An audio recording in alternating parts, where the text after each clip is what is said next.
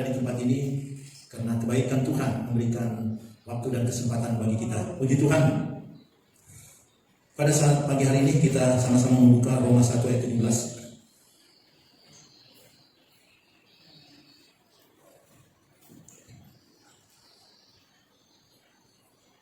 Roma 1 ayat 17, kalau sudah dapat, untuk menghormati firman Tuhan, disilakan saudara untuk bangkit berdiri. Kalau sudah dapat, kita baca pembacaan ini bersama-sama dengan hitungan 1 sampai yang ketiga. Sekali lagi, Roma 1 ayat yang ke-17. 1, 2, 3. Sebab di dalam nyata kebenaran Allah yang bertolak dari iman dan memimpin kepada iman, seperti ada tertulis, orang benar akan hidup oleh iman. Mau berkata amin. Silakan duduk. Pada minggu yang lalu kita berbicara tentang iman juga, bagian yang pertama, dan kita mengetahui bahwa Tuhan membutuhkan umatnya untuk beriman, dan iman itu ada karena Tuhan ada. Iman itu ada karena kita umatnya ada. Sebab tanpa dua unsur ini maka iman tidak berlaku, karena dari unsur Sang Ilahi di mana kita beriman kepadanya, dan kemudian unsur manusiawi di mana kita harus memiliki iman itu yang ditujukan kepada Sang Ilahi. Dan kita tahu bersama bahwa iman itu ditujukan kepada Yesus Kristus, dan Tuhan sangat mendukung, mendorong, dan menyukai kalau kita memiliki iman itu. Saudara yang dikasihi Tuhan, tentang iman pada saat ini kita lanjutkan bahwa ada 3 hal tentang iman, di mana kita sudah membaca tadi, sebab di dalamnya nyata kebenaran Allah yang bertolak dari iman dan memimpin kepada iman, seperti ada tertulis. Camkan itu, seperti ada tertulis, artinya ada firman, ada pengertian, ada pengetahuan di situ. Orang benar akan hidup oleh iman. Sebab itu kita akan melihat bagaimana orang benar itu harus hidup dengan iman. Ada 3 hal tentang iman ini, di mana keyakinan yang timbul berdasarkan pengetahuan. Kita sudah membaca ayat yang tadi kepada kita semua, di mana firman ini tertulis, orang benar akan hidup oleh iman. Jadi orang benar akan hidup oleh iman itu tertulis, dan tentunya tertulis di dalam firman Tuhan itu sendiri. Jadi keyakinan yang timbul berdasarkan pengetahuan, dan pengetahuan itu tentunya kita membacanya dari firman yang tertulis, sehingga di dalamnya itu ada iman. Kita lihat Mazmur 9 ayat yang ke-10. Kalau di dalam Alkitab ayat yang ke-11, orang yang mengenal namamu percaya kepadamu atau beriman kepada Tuhan. Sebab tidak kau tinggalkan orang yang mencari engkau ya Tuhan. Perhatikan di sini, di bagian pertama, orang yang mengenal namamu percaya kepadamu. Jadi pengenalan akan Tuhan ini, sebagaimana kita sudah membaca tadi, orang yang beriman itu ada tertulis, di mana kita harus memiliki iman, atau orang benar akan hidup oleh iman. Jadi ada tertulis. Jadi di sini kita lihat keyakinan itu timbul berdasarkan pengetahuan. Pengetahuan sehingga orang bisa mengenal nama Tuhan. Dan kita tahu bahwa orang Israel setelah mendapatkan firman, kalau mereka keluar dari Mesir, dan firman itu diberikan kepada mereka di Bukit Sinai, maka firman itu atau ajaran yang kita kenal dengan ajaran Taurat itu harus diceritakan turun-temurun kepada anak cucu Israel. Bahkan Tuhan mengatakan bahwa tentang 10 bala waktu Israel keluar, itu juga harus diceritakan kepada keturunan dari orang Israel. Dengan demikian, anak cucu Israel akan mengagumi kebesaran Tuhan, sehingga mereka terus memuji dan memuliakan Tuhan. Dan melalui pengetahuan ini mereka mengenal Tuhan dan memiliki iman. Sebab itu orang yang mengenal namamu percaya kepadamu. Percaya yaitu beriman kepada Tuhan. Jadi keyakinan yang timbul berdasarkan pengetahuan mengenal nama Tuhan. Roma 10 ayat yang ke-17 dikatakan, jadi iman itu timbul dari pendengaran. Jadi diceritakan, disampaikan kepada keturunan bangsa Israel. Dan bagi kita, iman itu timbul dari kita mendengar firman dan pendengaran oleh firman Kristus. Sebab itu, pada minggu kemarin saya bicara tentang dua unsur ini. Iman itu memiliki dua unsur, sang ilahi atau unsur ilahi dan unsur manusiawi. Dan tanpa kedua-dua ini, maka tidak ada iman. Atau salah satu pun kita hapus, kita hilangkan, maka tidak ada iman. Tidak ada manusia, maka tidak ada iman. Tidak ada sang ilahi, tentunya tidak ada iman. Maka iman itu ada dua unsur ini, Tuhan dan manusia.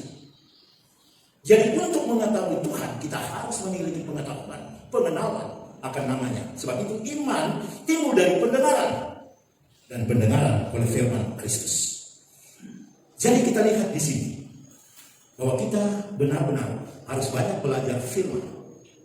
Belajar firman itu bisa melalui online yang sekarang ini lagi gencar. Dengan corona ini banyak berita-berita itu disampaikan melalui online. Dan juga kita belajar lebih banyak membaca firman dan menyimak itu. Jemaat Philadelphia Purcau tiap pagi kami, kalau ada yang lain datang sama Tuhan, kami bersama-sama di sini ada 2 pagi, dan kemudian membaca firman. Dan firman itu sudah sampai ke Kejadian 30 kali kalau tidak salah. Ya? Ya. Jadi itu sudah habis firman itu, muter-muter kita baca selama ada di Purcau ini. Dan kemudian dari situ kita belajar, kita mengenal Tuhan. Setelah kita membaca semua peristiwa keajaiban Tuhan, kasih Tuhan, kuasa Tuhan, berkat Tuhan, pujian penyembahan dinaikkan kepada Dia. Dan dari dalamnya timbul satu kepercayaan yang kokoh, yang kita sebut dengan iman. Timbul satu pengharapan bahwa Tuhan akan mengabulkan semua apa yang kita pohonkan kepadanya. Walaupun kita tidak lihat, tapi nyata itu akan diberikan kepada kita. Karena di dalamnya mengandung iman. Jadi, keyakinan, itu poin yang kedua, keyakinan sehingga mengakui kebenarannya. Jadi keyakinan kita kepada Tuhan atau iman kita kepada Tuhan, walaupun itu belum kita lihat terjadi dalam kehidupan kita, tapi kita mengakui kebenarannya. Kebenarannya itu tertuang di dalam kitab suci yang kita sebut dengan Alkitab, yang ada di tangan kita. Alkitab yang kita miliki bersama. Keyakinan sehingga mengakui kebenarannya, di mana kita belajar, kita memiliki pengetahuan, kita menyelidiki firman Allah sehingga kita temukan kebenarannya. Kita lihat waktu Yesus berada di dunia ini, pelayanannya di dalam Markus 12 ayat 32, di mana dikatakan begini, lalu kata ahli Taurat itu kepada Yesus, tepat sekali guru, benar katamu itu, bahwa Dia besar dan bahwa tidak ada yang lain kecuali Dia. Kebesaran itu diakui karena Yesus mengajar tentang Allah yang besar dan memberikan pengetahuan kepada mereka, dan kebenaran ini diakui. Apa yang Yesus sampaikan tentang kebesaran Tuhan itu. Jadi keyakinan kita, iman kita kepada Tuhan, kita dapat mengakuinya karena kebenarannya. Dan pengakuan untuk kita sebagai orang percaya, pengakuan itu bukan sekedar dari bibir mulut kita, Bukan sekedar kata-kata yang kosong, tetapi pengetahuan yang kita dapati itu kemudian kita mengimani Yesus Kristus kepada kebenaran firman itu mulai dari dalam hati kita. Sebab itu Yohanes menuliskan di dalam Yohanes 1 ayat 12, tapi semua orang yang menerimanya diberinya kuasa supaya menjadi anak-anak Allah, yaitu mereka yang percaya dalam namanya. Jadi kita lihat orang yang menerima Tuhan diberinya kuasa supaya menjadi anak-anak Allah, yaitu mereka yang percaya dalam namanya. Dan ini timbul dari dalam hati mereka. Bukan sekedar perkataan begitu, omongan yang begitu saja, tetapi semua orang yang menerimanya. Menerimanya berarti membuka hatinya dan memasukkan kebenaran itu di dalam hatinya. Kemudian Tuhan memberikan kuasa supaya menjadi anak-anak Allah, yaitu mereka yang percaya, yang beriman di dalam namanya. Nama siapa itu? Yaitu di dalam nama Tuhan Yesus Kristus. Dan kita lihat bagaimana para rasul itu mulai mengumandangkan Injil itu, melayani orang yang berdosa, melayani orang yang susah, melayani orang yang sakit. Kita lihat nama ini dikemukakan, memberkati orang dengan nama ini, yaitu nama Yesus Kristus, menyembuhkan orang dengan nama ini, yang semuanya itu timbul dari dalam hati mereka, dan kemudian itu dituangkan keluar melalui kesaksian bibir mulut mereka, dan melalui pelayanan mereka di dalam nama Yesus Kristus terjadi sesuatu yang ajaib. Orang diberkati, orang didamaikan dengan Allah, orang disembuhkan, dan itu dikenakan oleh nama Yesus Kristus, yaitu orang yang percaya di dalam namanya karena dia menerima kuasa, dan itu tertanam di dalam hati mereka. Berikutnya, keyakinan atau iman, sehingga bertindak untuk menerapkan bagi diri sendiri. Jadi selain kita menerima iman dan kemudian kita menyampaikan melalui pelayanan kita, tetapi juga bagi diri kita sendiri, kita harus jaga supaya iman itu tidak menjadi pudar, tetapi iman itu tetap bertumbuh, berbuah untuk guna hormat kemuliaan Tuhan. Kita sudah tahu tadi di dalam pembacaan, semua orang yang percaya kepadanya diberinya kuasa menjadi anak-anak Allah supaya mereka percaya di dalam namanya. Ini perkembangan iman untuk diri sendiri. Karena kalau kita tidak menjaga diri sendiri, atau tidak memiliki iman itu sendiri, atau iman kita goyah, maka kita tidak memiliki kuasa untuk menyampaikan berita sukacita, berita damai sejahtera, dan berita kerajaan surga itu kepada banyak orang. Sebab itu saudara yang dikasihi Tuhan, kita harus memiliki iman. Karena iman adalah suatu tindakan dalam kehendak pribadi kita sebagai manusia.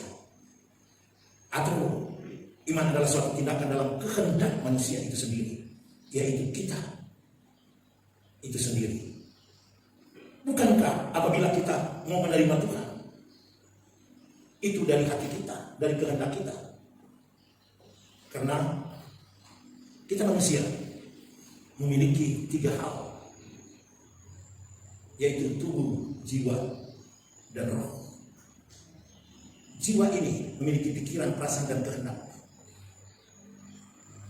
Iman itu masuk di dalam hati kita, tetapi melalui pikiran kita belajar, melalui perasaan, ada kemauan di situ, ada rasa mau di situ, dan kehendak, yaitu tindakan untuk menerima Tuhan dan tindakan untuk melangkah menyampaikan berita iman ini kepada banyak orang. Jadi tindakan dalam kehendak manusia, dan kita memiliki hal tersebut. Kehendak seseorang atau kehendak saudara dan saya bisa mempengaruhi pikirannya tentang kebenaran. Kalau kehendak saudara positif, maka kebenaran itu akan masuk dalam hati kita. Tapi kalau pikiran kita negatif, atau dengan kata lain menolak, maka kebenaran itu tidak akan masuk. Jadi kehendak seorang mempengaruhi semuanya ini, termasuk pikirannya tentang kebenaran. Jadi kalau kita belajar dengan kehendak kita sendiri, kemauan kita sendiri, dengan sukarela kita belajar firman, maka firman itu akan mempengaruhi pikiran dan kebenaran kita yang kita miliki di dalam hati kita. Wahyu 2 ayat 21, dan aku telah memberikan dia waktu untuk bertobat, tapi ia tidak mau bertobat dari sinanya. Ini kehendak untuk tidak mau bertobat. Jadi kehendaknya itu mempengaruhi pikirannya, yaitu tidak mau bertobat. Tetapi kalau kita lihat di dalam Wahyu 22:17, roh dan pengantin perempuan itu berkata, marilah, dan barang siapa yang mendengarnya, hendaklah dia berkata, mari, dan barang siapa yang haus, hendaklah ia datang, dan barang siapa yang mau, hendaklah ia mengambil air kehidupan dengan cuma-cuma. Kehendak kita dituntut di sini, mari.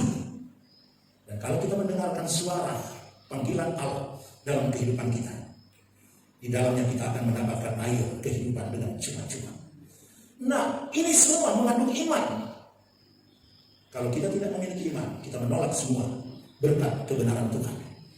Sebab itu saudara yang dikasih Tuhan, di masa-masa COVID-19 ini, yang masih merajalela, bahkan dengan munculnya varian-varian baru ini, kita sebagai umat Tuhan tetap melandaskan langkah kita, tujuan kita dengan kebenaran firman Tuhan, yang di dalamnya kita akan temukan Tuhan, dan di situ kita akan memiliki iman, dan iman yang kita miliki itu adalah iman yang kokoh, sehingga semua perencanaan kita, tujuan kita, maksud-maksud kita mengandung iman. Dan kalau kita tahu sendiri, kalau dalam semua hal ini kita landaskan dengan iman, maka di dalamnya ada kuasa, karena kuasa sudah diberikan kepada kita. Dan di dalamnya ada nama Yesus. Kita bertindak semuanya di dalam nama Tuhan Yesus Kristus. Kiranya firman Tuhan yang singkat ini dapat menolong kita dan dapat memahami tentang iman, atau 3 hal tentang iman. Sebab itu saudara yang dikasih Tuhan, marilah kita tetap kokoh di dalam Tuhan, tetapkan langkahmu mengiringi Tuhan Yesus Kristus. Amin.